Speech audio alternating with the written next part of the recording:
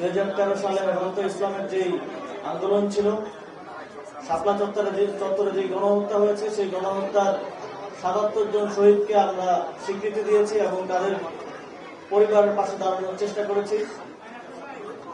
এবং আমরা মনে করি বাংলাদেশের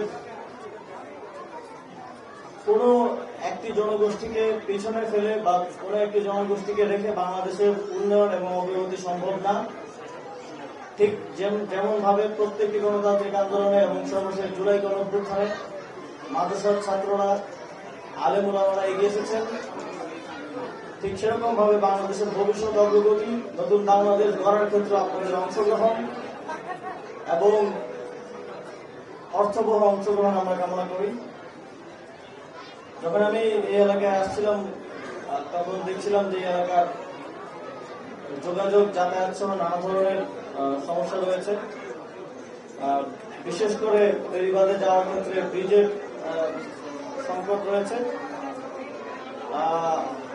স্থানীয় সরকার মন্ত্রণালয় থেকে আমরা সিটি কর্পোরেশনের সাথে কথা বলে, জেলা পরিষদের সাথে কথা বলে এখানে কোম্পানি ঘাটে একটি ব্রিজ নির্মাণের উদ্যোগ গ্রহণ করব।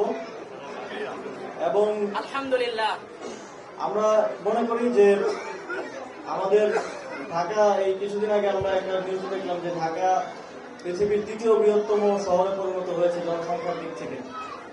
অবশ্যই আমরা ঢাকায় যেই প্রায় 35 মিলিয়ন মানুষ বসবাস করছেন, আমরা চাই যে তারা সুস্থ এবং স্বাভাবিকভাবে বড় হোক, আমাদের পরবর্তী প্রজন্ম সুস্থ এবং স্বাভাবিকভাবে বড় হোক।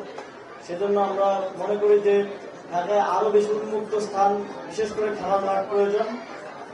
আমরা অবশ্যই গুরুত্ব সহকারে এই কামারগঞ্জের 15 নম্বর ওয়ার্ডে সরকারের কোনো খাস জমি আছে কিনা আমরা সেটা দেখব এবং সেখানে আমরা মাঠ নির্মাণ করার উদ্যোগ গ্রহণ করব।